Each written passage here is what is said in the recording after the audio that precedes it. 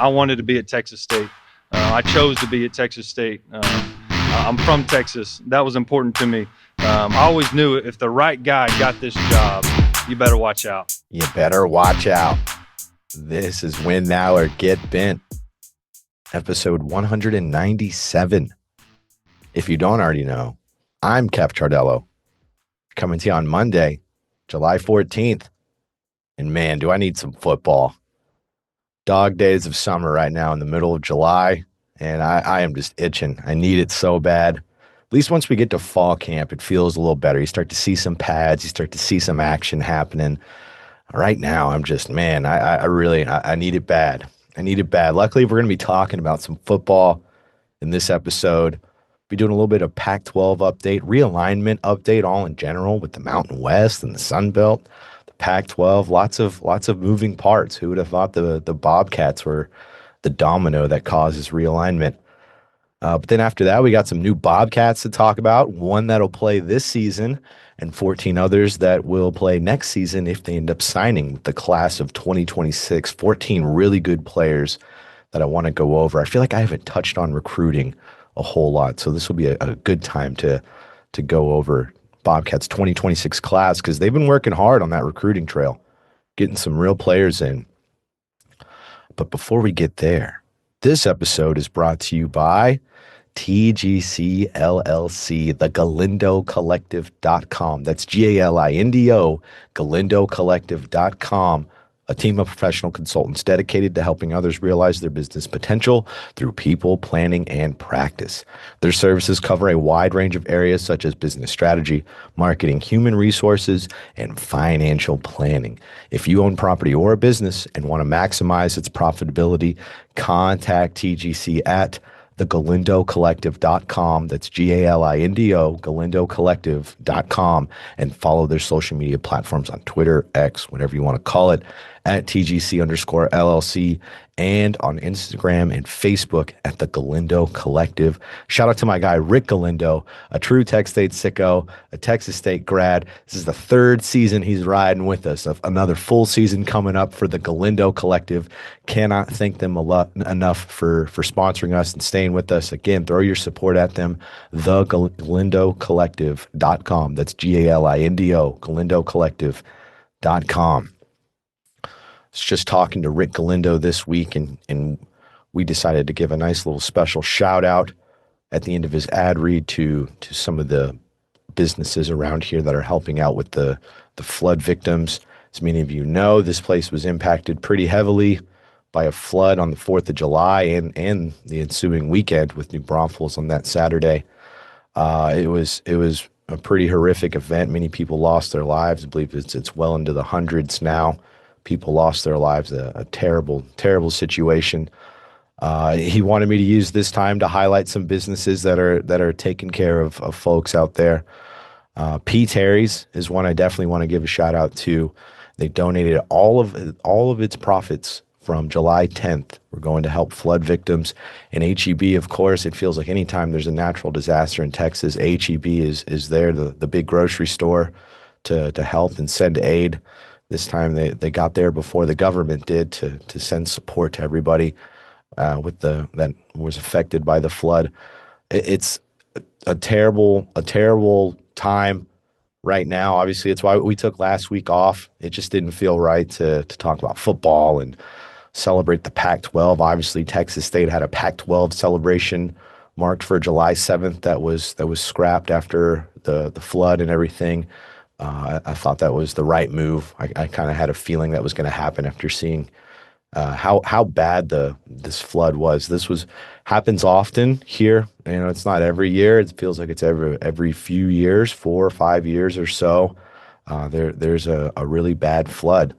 This is, I believe I saw, it's one of the most dangerous flooding valleys in the United States. Might be the most dangerous as far as with rivers and everything, and everybody talks about the beauty of Central Texas and everything, and it's always a wonder why do more people want to live here and everything. And then every few years you're reminded there's a really heavy price to pay for that beauty, and it comes in the way of floods. And a lot of it is the limestone. The ground is made of limestone, so the water doesn't seep into the ground.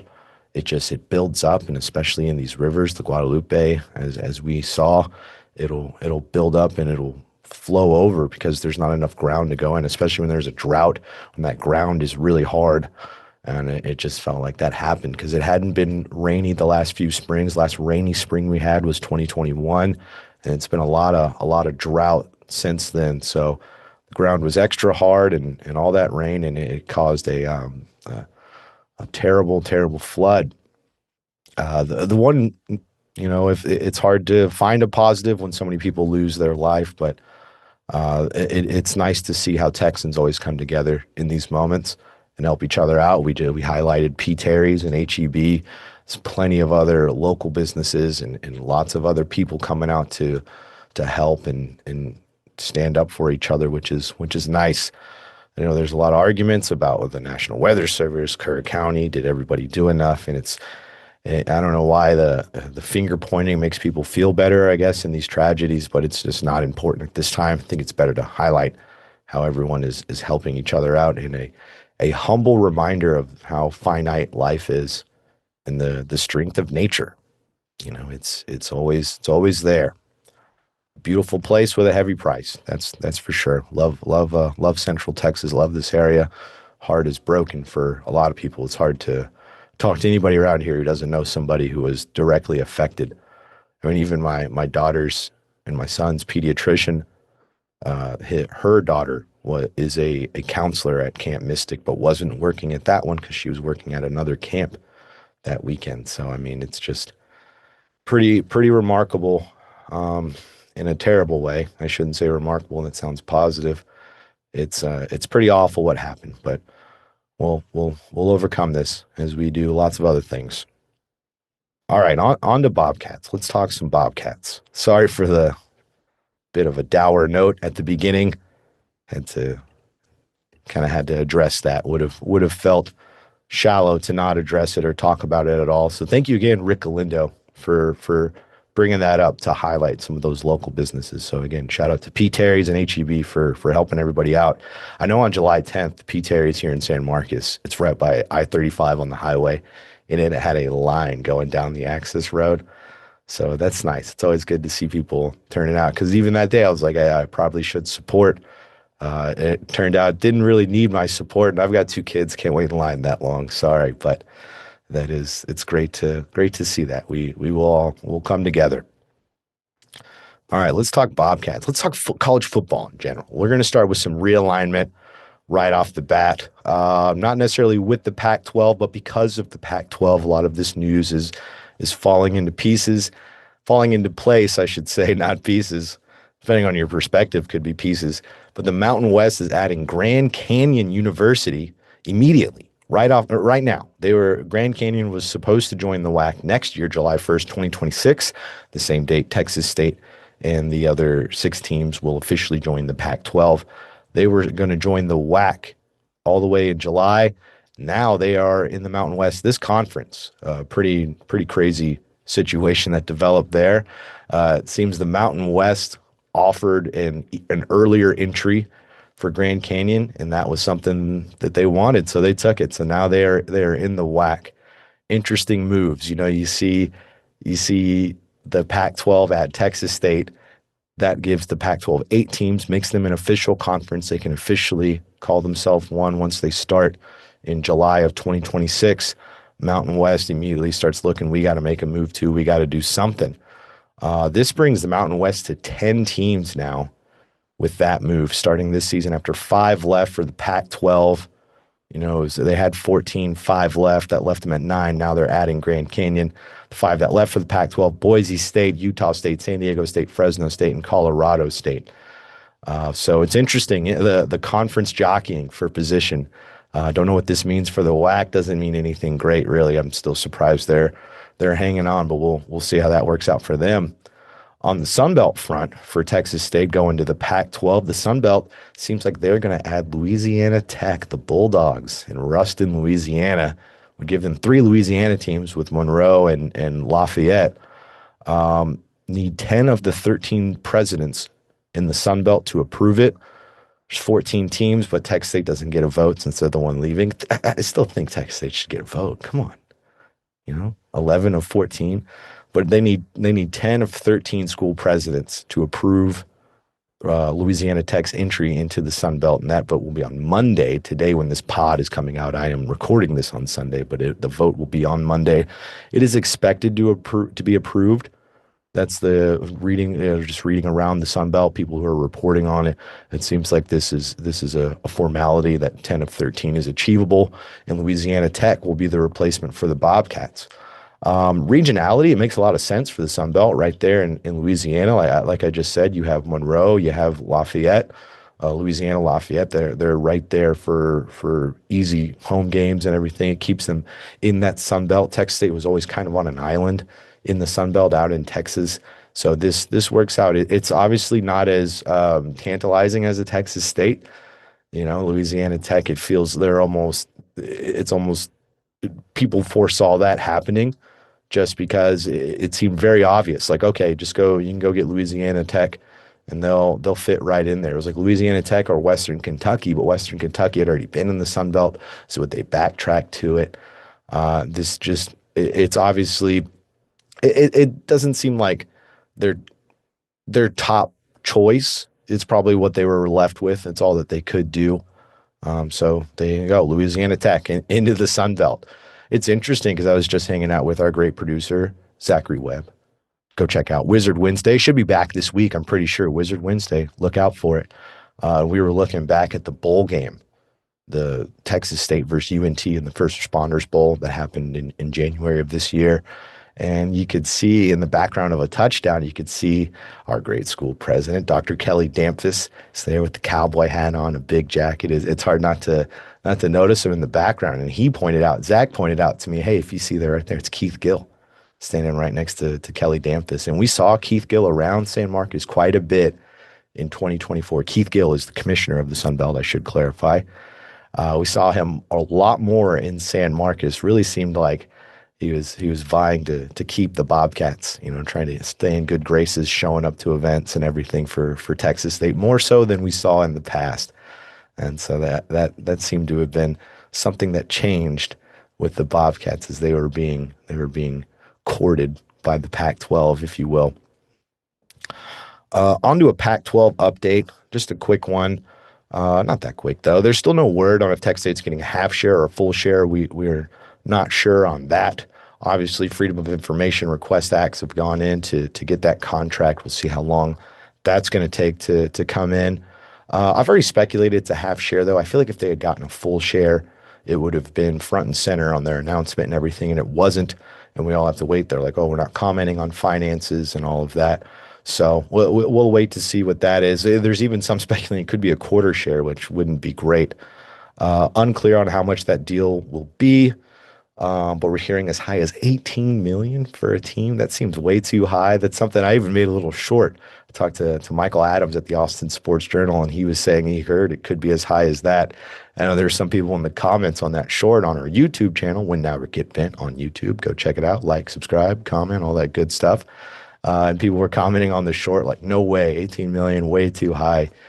So 18, it does seem a little high. It seems the low end of the speculation is 10 million. So even in that range between 10 and 18 million, maybe somewhere in between, who knows?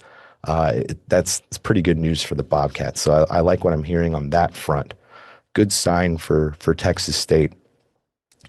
I heard from Teresa Gould, the Pac-12 commissioner, on the Canzano and Wilner podcast. Great episode 153 on the Canzano and Wilner podcast. It still should be their most recent one. Then maybe they dropped one on Monday as well. But it's 30 minutes, a quick listen. I think they asked great questions, and she had as much as she could answer. She has some great information. I like what she said about Texas State, specifically about Kelly Dampus and Don Coryell. Don Coryell, the athletics director, called them bold, relentless, forward-thinking, and they obviously will invest in athletics. I'm paraphrasing with that, but those words, those adjectives, she definitely did use when talking about those two. Do you like to hear? We know relentless specifically from Dampus. We know how relentless he can be promoting the school and trying to position this place the best way they can. So that was nice to hear that from Teresa Gould. No comment on the Tech State share on the deal. No commenting on the finances, similar to if you heard on the last episode of Win Now or Get Bent. We heard from Dr. Kelly Danfus and Don Coryell, and they weren't commenting in the same vein. A new addition as far as another team they're adding to the Pac-12. Texas State's in there is the 8th full member, 9 if you include Gonzaga. Gonzaga's in there for basketball. As far as whether or not they're going to add more, because they needed to get to 8, an 8 full member to be a legitimate football conference in the standing by July 2026. They needed that 8th. So they have that now. It doesn't seem like they're in a rush to add anymore. It seemed like there was not a huge rush for Texas State, but a little bit of a sense of urgency as far as let's get that 8th team. From hearing from Gould on that podcast, everybody go listen to it. It's terrific. But it seems like now that they've finally gotten to 8, there isn't as much of a rush. Although they're obviously looking at expanding, but if they are going to expand, it needs to be a team that's actually going to increase like the media deal. It has to be a pretty good prospect that they bring in. So no rush on it now, which was interesting to hear. That and who knows, maybe that's just what they're saying publicly, still trying to work on things in the background, because she did have a lot of praise for Las Vegas and that market in general, and how much they really want to make this a really prominent basketball conference. Hint to Texas State with your basketball program coming into the Pac-12. But her saying that about basketball, UNLV, they've been known to have a pretty good basketball program over the years. So it seems, I wonder if that's on their radar still, even though they got to that June 1st mark for their exit fees, where their exit fees went a lot higher. They surpassed that. We'll see if they're still checking out UNLV. I just thought it was interesting how much she talked about Vegas. My guess, so if it's a new one, it's got to be someone splashy. And if they add just one, I could see UNLV. I think if they add 2, they're going to be looking at like a Tulane, Memphis, somewhere over there. Although why I think, and it's total speculation on all 3 of those teams on my end. I don't know any inside info, and why even Tulane and Memphis might even be bad choices for what I just said. In that same podcast, she said, we want to run the West. We want she was talking about it with bowl games. Want the Pac-12 to be featured in West Coast bowl games, but the West Coast does still seem important to them. So maybe going that far east, maybe Texas State might be as far east as they want to go. So interesting. It's fun to get to watch that. It's nice that the Bobcats are in there. We don't have to speculate. Are they going? Because they are going. That's nice to get that out of the way. Now it's like, how's everything else going to fall into place around this move for the Bobcats? And we're already seeing a lot of realignment and everything right after all of that. Oh, but like I said at the top of this, so much conference realignment talk, so much off the field talk. I'm excited to talk football, what's happening on the field. August is coming up. That's going to be fall camp. We're going to be falling right into the season before we know it at the end of August. So we got to start talking football. Got to start talking personnel. Some of these other players. Could talk EA Sports. EA Sports College Football 26 dropped. Go check that out. I've still yet to play the game. I got to have my guy Sam LaBelle. He's our inside man. He works for EA Sports, works on that game, and he graduated Texas State. So I got to talk to my guy again, maybe have him on the pod to talk a little bit of that. But I need some real football in my life. And we got a little bit of that this weekend, at least personnel move-wise, with a new running back for the Bobcats, Tajee Atkins, Rice transfer. If you remember that name at all, his last recruiting cycle for the 2025 class, was a heavily targeted player. I feel like he may have even been committed at some point, although I tried to look back and I couldn't find anything specifically on that. He definitely visited Texas State. It seemed like he was going to be a Bobcat. He's a running back out of Westfield High School, real terrific running back. Decided on Rice, went to Rice last season, only played one season, his true freshman season. It was cut short by injury after 5 games. He rushed for 158 yards on 24 carries. That's 6.6 yards a carry in his short little time at Rice. So that's nice to see a true freshman get out there and get loose a little bit right off the bat. He had a season-best 91 yards on 11 attempts and 2 touchdowns versus Texas Southern. So this is a capable player. They're bringing in, it's another running back, joining Lincoln Perry, Greg Burrell, Torrance Burgess Jr., Jalen Jenkins, and true freshman Cole Pryor. So there's even another player from Smithson Valley. So I don't have his name right here. I know he was a walk-on. I meant to make a note of his name because I was like, hey, it looks like they're bringing in another running back. Bradley Sowersby from Smithson Valley. Shout out to Bradley Sowersby. I don't know much else about him except that he is number 26 coming in from Smithson Valley. So that's 7 running backs for that running back room. I imagine Sowersby might be looking at for the scout team for that one. But hey, shock the world, Sowersby. Don't let me hold you back with my words. That's a lot of running backs, and I've been forecasting. Oh, maybe they're going to run the ball a little bit more, specifically if Brad Jackson's going to be the quarterback back there. We saw how much they like to run with him. Adding another running back tells me that they're trying to bolster that room, trying to build up that personnel to really attack the ground. I'm also leaves me curious about Lincoln Perry. We saw him not play in the spring game, possibly being held back as just a precaution. But who knows what's going on with that situation. I only say that because he's had injuries in the past. It's nothing against Lincoln Perry. And I'm real excited for him to go into the season being the starter because it was hard last year with Ish Madi back there. I mean, can imagine that even a player like Tajee Atkins, who's here now, last year, he was probably looking at it like, where are my carries going to be when you have one of the better running backs in the country right there? Now Madi is off to Arizona. So I'm hoping that means Perry will get some carries. Greg Burrell, the UNLV transfer. So it'll be interesting to see what they do with the run game this season. Before I get to the 2026 class, the recruiting class, they have 14 commits. I'm excited to talk about those commits and a little bit more about recruiting. Jaden Lawton update. I've talked about Jaden Lawton before. He's a junior college transfer. I've said he's one of my favorite transfers coming in that they signed a lot in the spring. He's a pretty exciting player, but he hasn't been on the roster. And I brought that up before when I did the depth chart prediction a couple episodes back. Go ahead and go check that out if you missed it. I feel like it's still pretty prevalent today, even with the addition of Atkins and some other players. But Jaden Lawton, he will join the team in fall camp. So he's not on roster yet. If you're scrolling the roster, you're looking for him. That's the reason why. Who knows what happens when it comes to junior college and all that? You have to finish up some classes or what have you. But he's still on track to join the team. Will be here in fall camp. A little reminder on Jaden Lawton. He has over 30 offers. Had over 30 offers. A lot of P4 schools, including Auburn, Arkansas, Florida, Boise State, Houston, Ole Miss, Mizzou, Kansas, Washington State, UNLV, Memphis, Iowa State. He had a lot. I put in ellipses at the end of Iowa State because I got tired of typing names. He had a lot of offers. So I'm pretty excited about him and what he brings.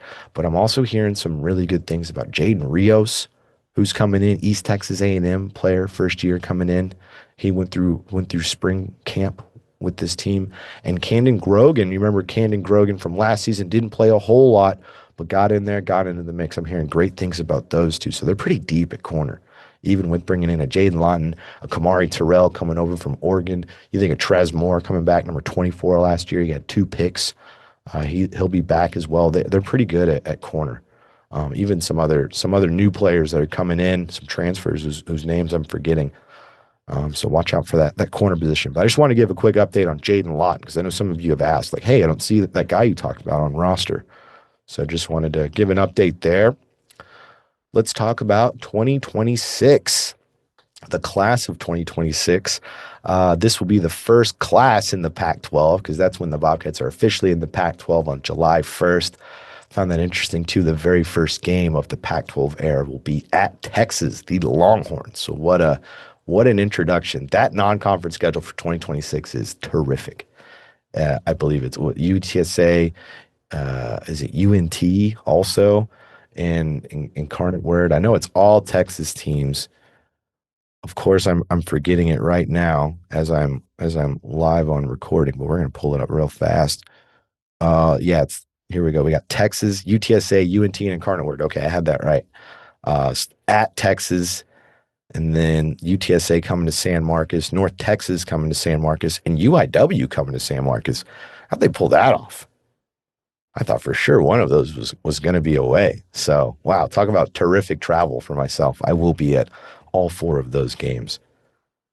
But yes, I digress. Wow, what a deviation from what I was going to talk about.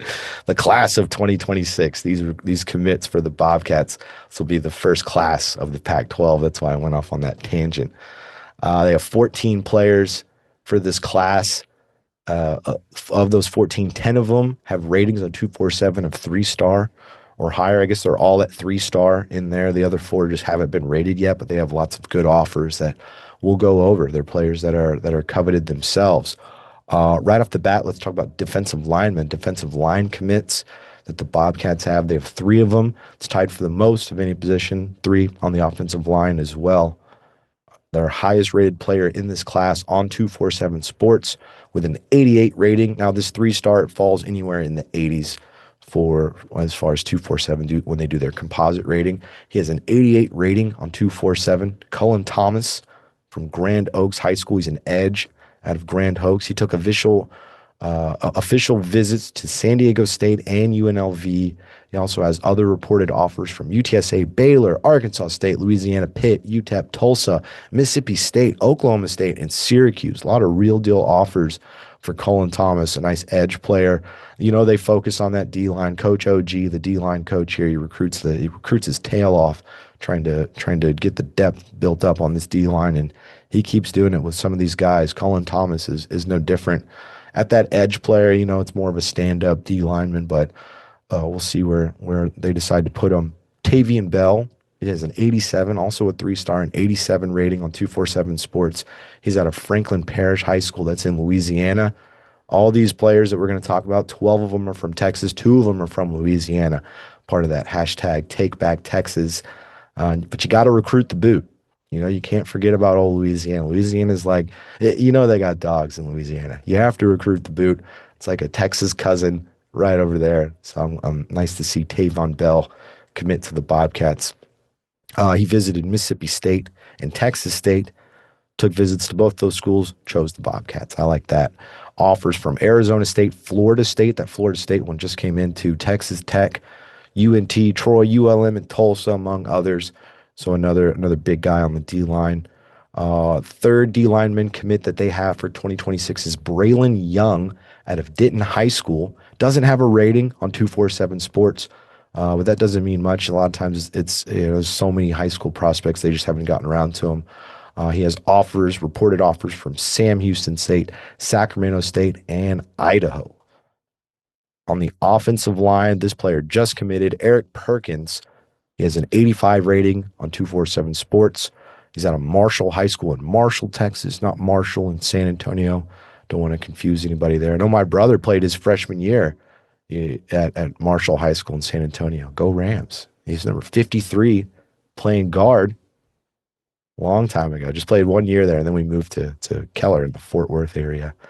But Eric Perkins out of Marshall High School in Marshall, Texas, has offers from UTSA, UTEP, and Lamar. Also on the offensive line, Tegan Lindsay, he committed the day the Bobcats announced they were going to the Pac-12. Wonder if that played in. He has an 83 rating on 247 Sports. He's out of Calliesburg High School. He has offers from UTSA, UNT, Sam Houston, UTEP, and New Mexico State. The third offensive lineman, Terrence Brown, at a Shoemaker High School, doesn't have a rating on 247 Sports, but he does have a lot of interest. He visited Houston, Baylor, and he has offers from UNLV, Arkansas State, and SFA. Wide receiver, there's 2 wide receivers, possibly 3 wide receivers. We'll get to that point, but let's talk about these 2 wide receivers here at the top. Number 1, Blake McLean out of Frisco Emerson.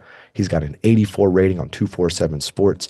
Offers from Arkansas State, Rice, Navy, SFA, Tulsa, and others. I like how I put and others. I did that a lot for these guys. There's a lot of offers for these players. The shout out to these Texas State coaches beating out these players. Wide receiver, Randy Martinez, I believe he's back. I think it's wide receivers he's at. I know he's a terrific recruiter himself, so good to see that. Also at wide receiver, Damian Crow. He has an 83 rating on 247 Sports. He's out of Richardson High School. He has offers from Houston, Arizona, Oklahoma State, Arizona State, Memphis, UNT, Pitt, Toledo, Utah, and UTEP. I mean, it's incredible to list off these teams that these coaches are beating out for these players, whether they're P4, whether they're high end G5, whether they're in state. They're getting these players to believe in what the Bobcats are bringing. Now I have this next player listed as an athlete. He could be a receiver. He could be a safety. I watched his huddle tape. He plays a little bit of both. I have him right underneath the receivers because most of his huddle is at receiver, and man, can he peel the top off of defense. So I wouldn't mind seeing him at receiver, but it seems like he can play either. His name is Jawan Brock. Jawan Brock. He has an 85 rating on 247 Sports. Covington High School, recruit the boot, as I was saying. He's from Louisiana. He has 25 offers. I didn't write them all down, but he has 25 offers. Looking at his reported offers is pretty incredible. Of those 25, that includes UTSA, Virginia Tech, Vanderbilt, Louisville, Tulane, Louisiana Lafayette, Arkansas State, Liberty, Colorado State, Troy, South Alabama, Louisiana Monroe, Florida Atlantic. You get the point.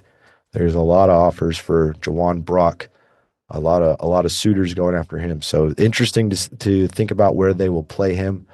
I know they've taken high school receivers before and converted them gosh, Christopher Jones, I think, is who the player I'm thinking of for Texas State, where they converted him to DB. Here I am riffing again while I scroll the roster, because who is that player I am thinking of that signed last year? Yeah, Christopher Jones. Yeah, at a Westbury. I believe he was a receiver in high school, if I'm not mistaken. But if I am, sorry about that, Christopher Jones. Yeah, so it'll be, they've been known to shift players around, especially at that DB and wide receiver position. Next up, we have two corners, specifically corners. They're listed as corners, so not DBs. They use, obviously, they have the 4-2-5 under Dexter McCoyle and Bradley Dale Pavito. Should always mention him as well as the co-DC. So they need 5 DBs. But these guys are listed at corner, not that star nickel position or safety. Number 1, Mel Davis. He has an 83 rating on 247 Sports out of Summer Creek High School. He has offers from Utah State, Louisiana Tech, UTEP, Sacramento State, and Houston Christian. Amiri Barnes doesn't have a rating on 247 Sports. He's out of Cypress Lakes in high school, but he does have some great offers, some suitors with Washington State, North Texas, Navy, Army, UTEP, SFA, Lamar, and Houston Christian.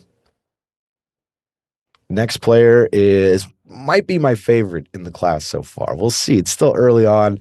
We'll see how it all shakes out. I know I went through and I really dove deep in this class, and I watched some huddles and took a look at this 2026 class because I'm itching for football, man. Watch an hour or so of huddles, and you'll just be wanting it even more. But Jontavius Harris, running back out of Trinity High School, Trinity and Euless. If you know about the Trinity Trojans, what a program they have! Lots of state championships, and this is their bell cow back. And he had close to 1,500 yards last year as a junior, 17 touchdowns. You turn his huddle on in the first 4 minutes are touchdowns, long touchdowns too. A terrific player. He has 15 reported offers. Seems like he might have more than that, but 15 that I could see. Baylor, Boise State, UTSA, SMU, Kansas, Oregon State, Tulsa, SFA, Sam Houston State. Some great offers for him. Like I said, a must-watch huddle. In fact, I'll give him my must-watch huddle award for this class so far. Terrific vision, speed. He's not the tallest, like the biggest running back, but he's compact enough to break tackles and fast enough to break free and hit that home run. I'm pretty excited about Jontavius Harris. I really want to see him in maroon and gold, so I hope that's a commitment they can hold on to. Like I said, coming out of Trinity, they're going to be great. One tight end that they have, Russell Shine Crawford. Now on 247 Sports, he's listed as Russell Crawford, but it's Russell Shine - Crawford is his name from what I was looking at. Another player from Marshall High School. He joins his teammate Eric Perkins, offensive lineman, in playing for the Bobcats or in committing to the Bobcats. But Russell Shine Crawford, he has offers from Arkansas State and UTEP. Big guy, 6'5.5" is what he's listed at. So another tight end. They always seem to add tight ends. They have a lot of tight ends. See what they can do. See if they utilize them a little more. At least, they'll at least utilize them more blocking. I foresee them running the ball quite a bit, so I imagine they're going to use a lot of these guys to block. Throw them some passes every now and then too. That would be nice. But Russell Shine Crawford, 81 on 247 Sports is his rating, a 3-star, 81. Not sure if I said that one. And our last one, number 14, Darius Davis, a local product right out of San Marcos High School, the Rattlers. He's a linebacker out of San Marcos High School. No rating on 247 Sports yet, but he should have one after watching his huddle and looking at some of his other offers like UTSA, San Diego State, Tulane, UTEP, New Mexico State, and UTRGV. Rooting for the Vaqueros this year. A lot of Texas State connections down in Edinburgh coming up. Their inaugural season for football coming up for UTRGV. But Darius Davis, yeah, always nice to see a player from the Rattlers, the San Marcos High School, just come right over and go to Texas State. So there you go. There's your 14 players. They had a player, Ty Crothers, who committed, and then he was a wide receiver, and the next day he committed SMU. That was kind of interesting. But otherwise, not too many decommits or anything besides that one player. No QBs yet, which is, you see they always add at least one, sometimes multiple, these high school quarterbacks. So it's interesting to see them not quite there with any of them. I know I was taking a look because of that. I was like, well, even like with Gavin Parkhurst, the true freshman who's coming in this year, the player that they added for the 2025 class, they didn't secure him until late in the process, late before signing day. So they could be just waiting to see how the chips fall. But I know they had a commitment for a while. Was it Jamarian Byrd was committed for a while to the Bobcats before they had to go get Parkhurst. But right now, looking at 247 Sports, using them as a reference, Bobcats have 13 offers out to quarterbacks. Most of them are already committed to other schools. Some of them that aren't committed. We have Easton Webb out of Charles Page High School. That's in Sand Springs, Oklahoma. He has an 87 rating on 247 Sports. Some good offers going his way too. Caleb Maryland. He's out of North Shore High School in Houston. Caleb Maryland, I want to take a look at his offers. I know I was looking at it earlier. Utah, Washington State, Louisiana Lafayette, the Raging Cajuns, Marshall, Southern Miss, UNLV, Utah State, UTEP, UTSA, Cal. No offer from Cal, just interest. Interest from Cincinnati, interest from Colorado State, interest from a lot of schools.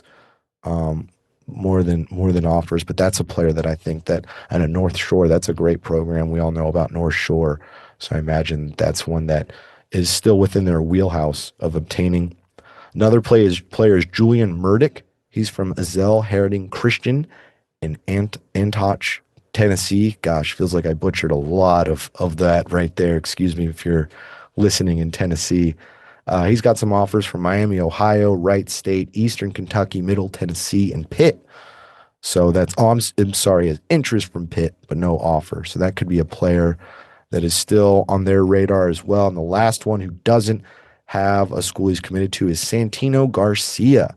He's from La Puente, California at a Nogales High School.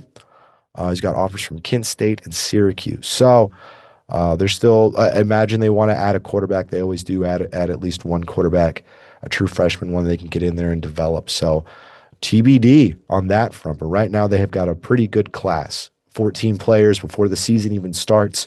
Might be their biggest one yet. I know they did pretty well on this front last season. I'd have to go back and look at notes. But GJ, they really have it humming, and they've stayed true to that hashtag Take Back Texas. They've done a great job of mending the relationship between Texas State and some of these Texas high school coaches. So I really like what I'm seeing, how they recruit. They don't just recruit the transfer portal. I know I make a lot about the transfer portal, talk about the transfer portal quite a bit, especially around spring football and right after the season starts, because that's a bulk of the classes. But they definitely don't ignore the high school ranks, especially on the lines. I mean, the 6 of these 14 players are offensive and defensive linemen, 3 each on those sides. And I mean, they have players waiting in the background that they picked up for GJ Kinney's first recruiting class, offensive linemen. You know, I think of like Jacob DeLeon and Bam Badusi, some of these players that we haven't even seen get in there yet. So they understand the importance of using these high school classes to build depth. But yeah, that'll do it. That'll wrap it up for this episode. We'll keep it. I tried to keep it brief. Wasn't as brief as I was going for. But check out our Patreon page, patreon.com/winnoworgetbent.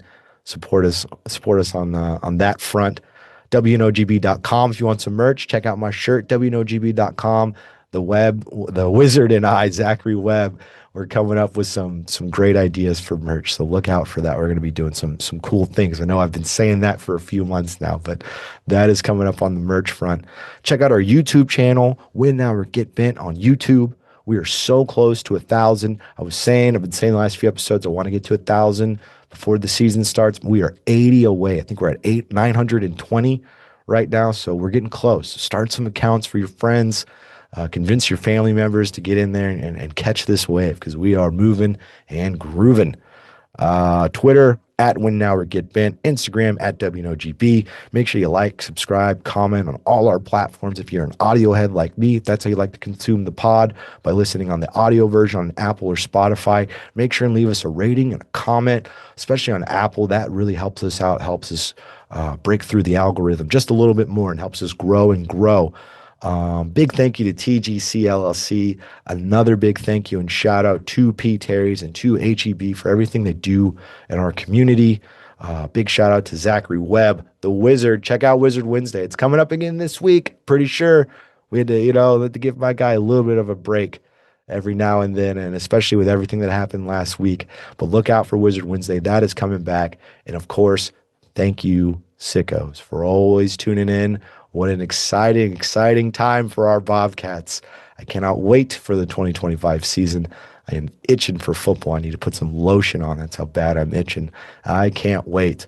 But all right, everybody, until next time, win now or get bent.